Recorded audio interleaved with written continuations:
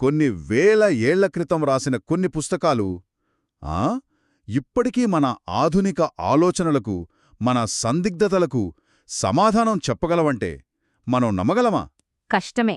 అవి మనం సంపాదించే విజయాల గురించో, ఆస్తుల గురించో కాకుండా జీవితం యొక్క అసలైన అర్థం, మన ఉనికి యొక్క రహస్యం గురించి మాట్లాడతాయంటే ఎలా ఉంటుంది? చాలా ఆసక్తికరంగా ఉంటుంది. ఈ రోజు మనం అలాంటి అద్భుతమైన జ్ఞాన సంపద గురించే కొంచెం లోతుగా చర్చిస్తున్నాం. అవే ఉపనిషత్తులు. అవును. ఈ చర్చకు ఆధారం ప్రధాన ఉపనిషత్తులపై ఉన్న కొన్ని ముఖ్యమైన వివరణాత్మక వ్యాఖ్యలు, కొన్ని పరిశోధనా పత్రాలు. ఈరోజు మన లక్ష్యమేంటంటే ఉపనిషత్తుల మూల సిద్ధాంతాలు, వాటి సారం, అవి ఈనాటి మానవాళికి ఎందుకు అంత ముఖ్యమైనవో పరిశీలించడం. అంటే కేవలం సమాచారంలా కాకుండా వాటి ఆలోచనా విధానాన్ని అర్థం చేసుకోవడానికి ప్రయత్నిద్దాం. ఖచ్చితంగా. అద్భుతం. సరే, మొదలుపెట్టాలంటే అసలు ఈ ఉపనిషత్తులు అంటే ఏమిటి? నాకున్న ప్రాథమిక అవగాహన ప్రకారం ఇవి కేవలం మ్యూజియంలో పెట్టే పాత పుస్తకాలు కావు. అస్సలు కావు. ఇవి వేల సంవత్సరాలుగా గురు శిష్య పరంపరలో భాగంగా వస్తున్న ఒక సజీవ జ్ఞాన ప్రవాహం. మన దగ్గరున్న ఒక మూలంలో ఒక అద్భుతమైన వాక్యముంది. ఉపనిషత్తులు కాలంలో పురాతనమైనవి, కాని ఆలోచనలో కాదు. ఈ మాట చాలా ఆసక్తికరంగా అనిపించింది నాకు. సరిగ్గా పట్టుకున్నారు. ఆ వాక్యం వాటి సారాన్ని మొత్తం చెప్పేస్తుంది. అవి సజీవమైనవి, ఎందుకంటే అవి మానవ ఉనికికి సంబంధించిన ప్రాథమిక ప్రశ్నలతో వ్యవహరిస్తాయి. ఇప్పుడు చూడండి, సైన్స్ మనకు బాహ్య ప్రపంచాన్ని ఎలా జయించాలో నేర్పిస్తుంది. టెక్నాలజీ, వాణిజ్యం ఇలాంటివి. అవును, బయట ప్రపంచంలో ఎలా రాణించాలో చెప్తోంది. కాని ఉపనిషత్తుల దారి వేరు. అవి అంతర్గత ప్రపంచం వైపు, అంటే స్వీయ సాక్షాత్కారం వైపు మార్గం చూపిస్తాయి. జీవితంలో అన్నీ సాధించాక కూడా మనల్ని వేధించే కొన్ని ప్రశ్నలుంటాయి కదా. ఉంటాయి. ఉదాహరణకు, ఇంత సాధించినా ఎందుకు ఇంకా ఏదో వెలితిగా ఉంది, లేదా ఈ సంతోషం ఎందుకు శాశ్వతంగా ఉండట్లేదు లాంటివా? ఖచ్చితంగా. సరిగ్గా అవే. మానవ బాధ, జీవిత పరమార్థం, మరణం తర్వాత ఏమిటి, ఇలాంటి భౌతిక విజయానికి అందని ప్రశ్నలకు అవి సమాధానాలు వెతుకుతాయి. అందుకే అవి కాలానికి అతీతమైనవి. ఇక్కడే నాకొక ముఖ్యమైన సందేహం వస్తుంది. మనకు వేదాలు తెలుసు, ఇప్పుడు ఉపనిషత్తుల గురించి మాట్లాడుకుంటున్నాం. రెండూ ఒకే సంప్రదాయంలో భాగం కదా. మరి వాటి మధ్య ఉన్న ప్రధాన తేడా ఏమిటి? ఇది చాలామందిని గందరగోళానికి గురిచేసే విషయం. ఇది చాలా కీలకమైన ప్రశ్న. వాటి లక్ష్యాలలోనే ప్రాథమికమైన తేడా ఉంది. వేదాలలోని కర్మకాండ భాగం ప్రధానంగా సత్వ, రజస్, తమస్ అనే 3 గుణాలతో వ్యవహరిస్తుంది. అంటే యజ్ఞాలు, పూజలు. అవును. యజ్ఞాలు, దేవతారాధన, ఐశ్వర్యం, కీర్తి, స్వర్గం వంటి వాటి గురించి బోధిస్తుంది. వాటి లక్ష్యం ధర్మ, అర్థ, కామ అనే పురుషార్థాలను సాధించడం. అంటే అవి ఈ లోకంలో, పరలోకంలో కూడా తాత్కాలిక శ్రేయస్సు కోసం మార్గాలు చూపుతాయి. ఒక టెంపరరీ గుడనమాట. అంటే వేదాలు జీవితమనే ఆటను బాగా ఆడి గెలవడానికి ఒక రూల్ బుక్ లాంటివైతే, ఉపనిషత్తులు అసలు ఈ ఆటే ఎందుకు, దీన్ని సృష్టించింది ఎవరు అని ప్రశ్నిస్తాయన్నమాట. It's like the difference between mastering the game and trying to meet the game developer. అద్భుతమైన పోలిక. సరిగ్గా అదే. మీరన్నట్టు ఉపనిషత్తులు ఈ ఆటకే అతీతంగా ఆలోచిస్తాయి. అవి కేవలం మోక్షం గురించి మాత్రమే మాట్లాడతాయి. ఆత్మజ్ఞానం, శాశ్వత సత్యం ఇవే వాటి ప్రధాన అంశాలు. అందుకే అవి సుఖభోగాలను, కేవలం కర్మకాండల ద్వారా వచ్చే అశాశ్వతమైన ఫలితాలను తిరస్కరిస్తాయి.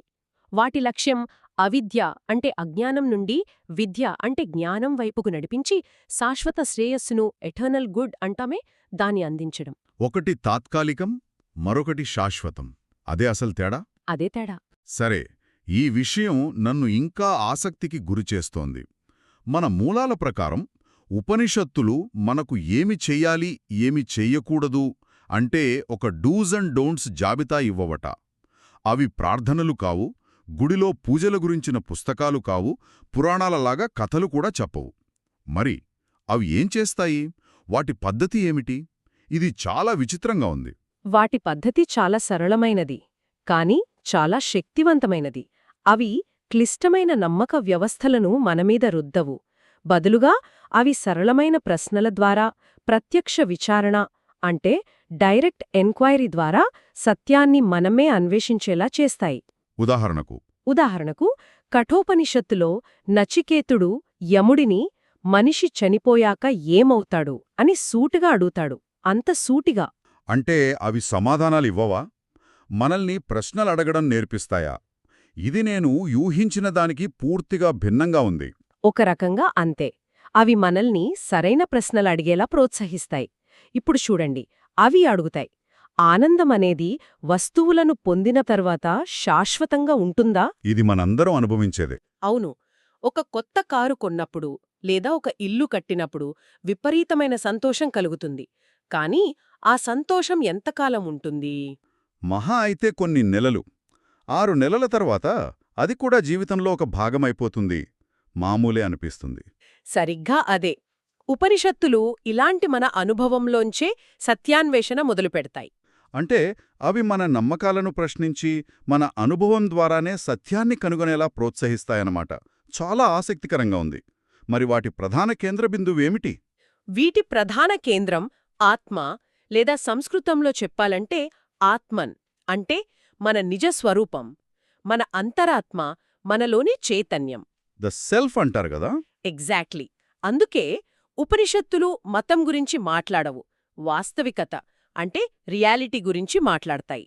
ఇవి చెప్పే పరమసత్యం ఏ ఒక్క రూపానికో, సంస్కృతికో, భాషకో పరిమితమైనది కాదు. అందుకే దీన్ని ఏ ఒక్క మతానికో పరిమితం చేయలేం.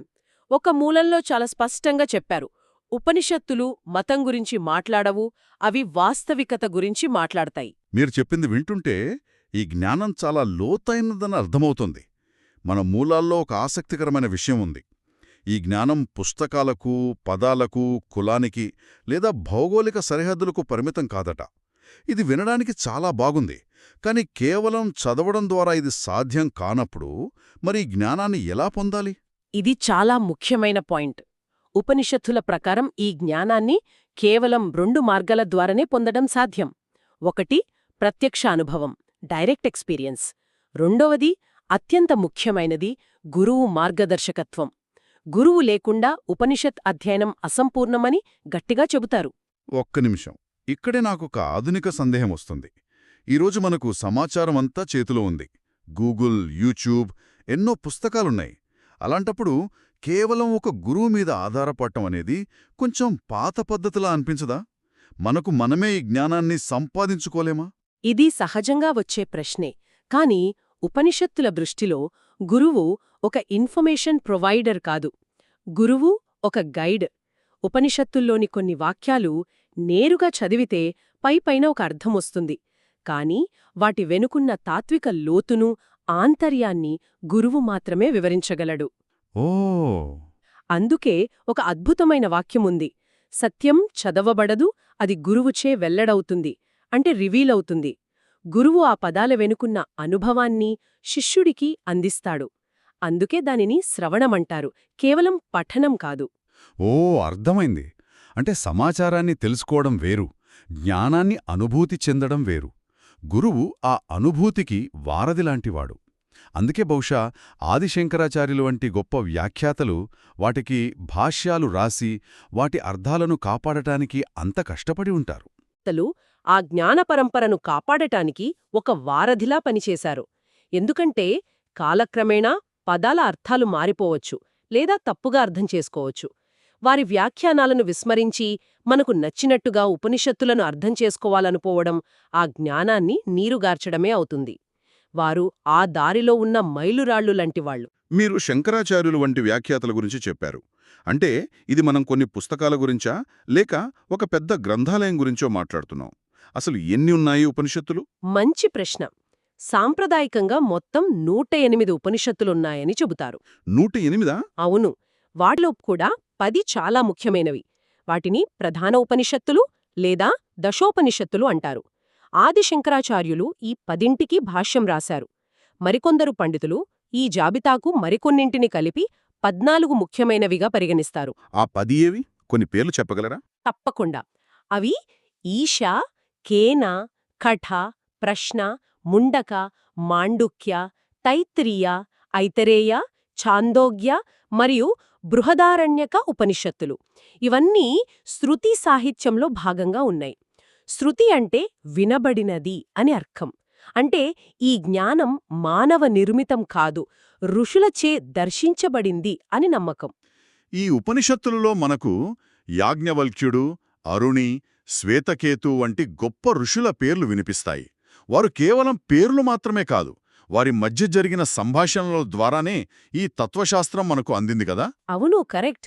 ఉదాహరణకు ఛాందోగ్య ఉపనిషత్తులో ఉద్దాలకుడు అరుణి తన కొడుకు శ్వేతకేతుకు తత్ త్వం అసి అంటే నువ్వే అది అని బోధించే సందర్భం చాలా ప్రసిద్ధమైనది. ఆ కథ చాలా బావుంటుంది. అవును, ప్రపంచంలో ఉన్నదంతా ఒకే చైతన్యం యొక్క రూపమని, ఆ చైతన్యమే నీలో కూడా ఉందని, ఒక పండులోని గింజను విడదీసి అందులో ఏమీ కనిపించకపోయినా దాని నుండే పెద్ద చెట్టు ఎలా వస్తుందో వివరిస్తాడు. ఆ సంభాషణల రూపంలోనే ఈ లోతైన తత్వశాస్త్రం ఆవిష్కరించబడింది. ఇక ఈ ఉపనిషత్తులలో ఒక ముఖ్యమైన పదం విద్య. విద్య అంటే సాధారణంగా మనం చదువుకునే ఎడ్యుకేషన్ అనుకుంటాం, కానీ ఇక్కడ అర్థం వేరే ఉంటుందిననిపిస్తోంది. ఖచ్చితంగా వేరే. ఉపనిషత్తుల ప్రకారం విద్య అంటే అవాస్తవికత నుండి వాస్తవికతకు, చీకటి నుండి వెలుగుకు, మరణం నుండి అమరత్వానికి నడిపించేది. ఇది కేవలం సమాచారాన్ని సేకరించడం కాదు, మనల్ని మనం తెలుసుకోవడం. ఇందులో అనేక స్థాయిలు ఉన్నాయి. స్థాయులా? అవును. మూలాజ్ఞానం అంటే మన నిజస్వరూపం తెలియకపోవడమనే అజ్ఞానం నుండి మొదలై, సగుణబ్రహ్మం అంటే రూపంతో కూడిన దైవాన్ని ఉపాసించడం ఒక మెట్టయితే, చివరికి నిర్గుణబ్రహ్మం అంటే రూపరహితమైన పరమసత్యాన్ని చేరడం గమ్యం. సగుణబ్రహ్మం, నిర్గుణబ్రహ్మం అంటే వేర్వేరు దేవుళ్ళా లేక? శంకరుల అద్వైత సిద్ధాంతం ప్రకారం అవి వేర్వేరు కాదు, ఒకే సత్యానికి రెండు స్థాయిలు. దీన్ని ఒక ఉదాహరణతో అర్థం చేసుకోవచ్చు.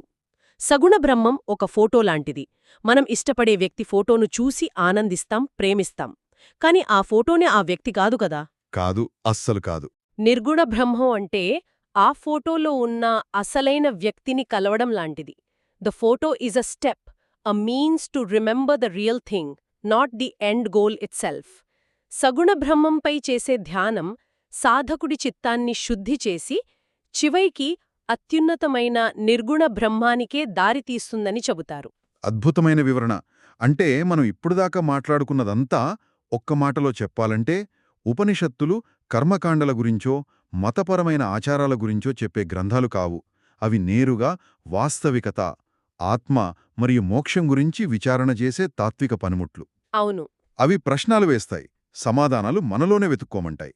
ఈ ప్రయాణంలో గురువు పాత్ర ఒక దిక్సూచిలాంటిది. సరిగ్గా చెప్పారు.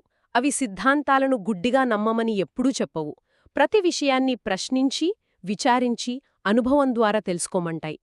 ఈ మొత్తం చర్చలో ఒక ప్రాథమిక ప్రశ్న పదే పదే మన ముందుకొస్తుంది. ఉపనిషత్తులు అడుగుతాయి, వస్తువును సాధించిన తర్వాత కలిగే ఆనందం శాశ్వతమా?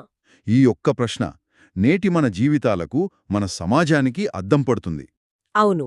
ఒక్కసారి ఆలోచించండి. మన ఆధునిక ప్రపంచం మొత్తం ఈ ప్రశ్న చుట్టూనే తిరుగుతోంది. ఒక కొత్త ఫోన్, ఒక ప్రమోషన్, ఒక విదేశీ యాత్ర. ఇవన్నీ సంతోషాన్ని ఇస్తాయి, కాదనలేం. కాని ఆ సంతోషం ఎంతకాలం నిలుస్తుంది? నిలవదు. అది వెలిసిపోయిన తర్వాత మళ్ళీ ఇంకో వస్తువు, ఇంకో విజయం కోసం ఎందుకు పరుగులు తీస్తాం? ఈ అన్వేషణకు అసలు అంతముందా? ఉపనిషత్తులు వేల ఏళ్ల క్రితం అడిగిన ఈ ప్రశ్న ఈరోజు మనందరం మనల్ని మనం వేసుకోవాల్సిన ప్రశ్న. బహుశా ఆ ప్రశ్నపై లోతుగా ఆలోచించడంలోనే అసలైన సమాధానానికి మొదటి అడుగు దొరుకుతుంది.